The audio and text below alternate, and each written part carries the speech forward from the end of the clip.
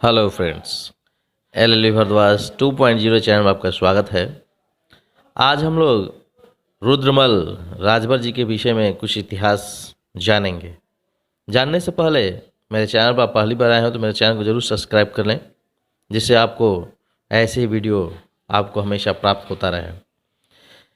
चलिए रुद्रमल जी के विषय में कुछ जानकारी हासिल करते हैं। जिला बाराबंकी से फैज़ाबाद मार्ग पर लगभग 38 किलोमीटर की दूरी पर तहसील राम स्नेही घाट के अंतर्गत रोड के दाहिने राजा रुद्रमल का किला था। आज भी इसे के खंडहर देखे जा सकते हैं। राजभर राजा रुद्रमल के नाम पर ही इस शहर का नाम रदौली पड़ा। कुछ विद्वानों का मत है कि भर शासक रुद्रमल शिव के उपासक थे और उन्होंने यहाँ पर एक भगवान शिव का भव्य मंदिर बनवाया था, जहाँ राजभर परिवार के साथ साथ क्षेत्रीय जनता भी पूजा अर्चना किया करती थी।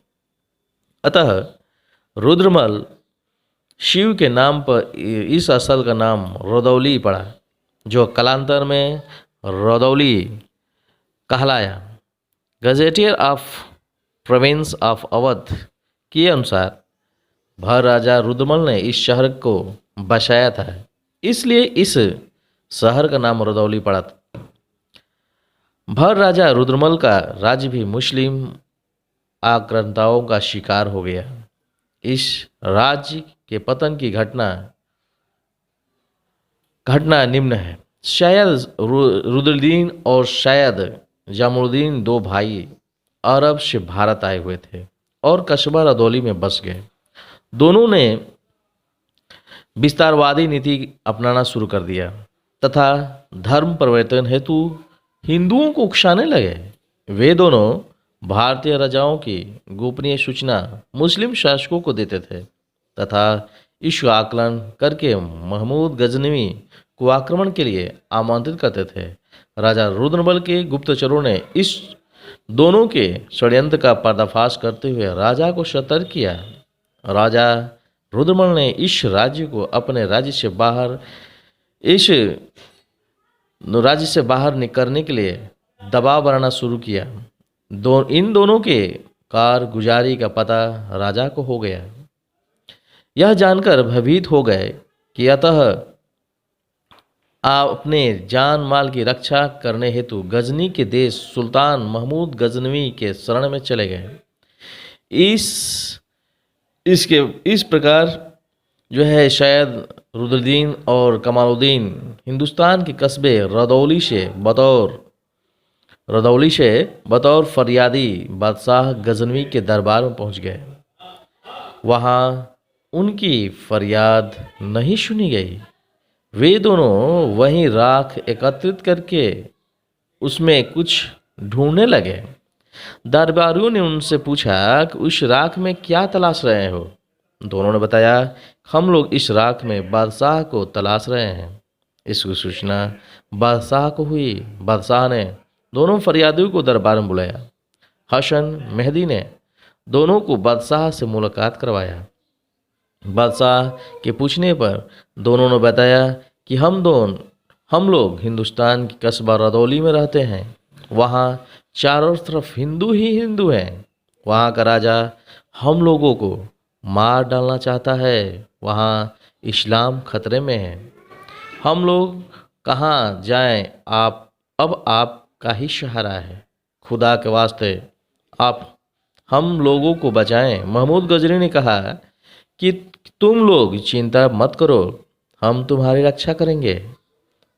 दूसरे दिन बादशाह गजनी ने शायद सलार, मसूद गाजी और रज्जब सलार को विशाल सैन्य टुकड़ी के साथ रदौली भेजा।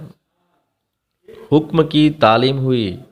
दोनों ने अपनी सैन्य टुकड़ी के साथ हिंदुस्तान के रदौली के लिए प्रस्थान किया। वहाँ पहुंचकर अकस्मात आक्रमण कर दिया।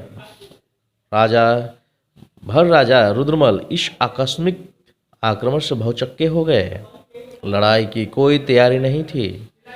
सैयद सलार मौजूद गाजी ने दोनों फरियादियों सैयद रुकुद्दीन और जमालुद्दीन का वहाँ का राज्य सौंप दिया। कुछ दिन वहीं रुककर गजनी को चला गया। इस प्रकार भर राजा रदौली का पतन हो गया। इसके बाद कुछ घटनाएं और भी हैं जो ये फरियादी जैद जमालुद्दीन हैं, जिसकी पुत्री जौहरा बेगम से सलार मसूद गाजी का रुदौली प्रवास के समय प्रेम हो गया था। गाजी जौहरा बेगम से शादी करवाना चाहता था। पुनः सलार गाजी दूसरी बार गजनी से विशाल सेना के साथ जिहाद और लूटपाट के लिए अवध क्षेत्र में आया, तो उस समय रदौली भी गया। वहीं प्रवास के समय ही उसकी शादी का दिन भी निश्चित हो गया था।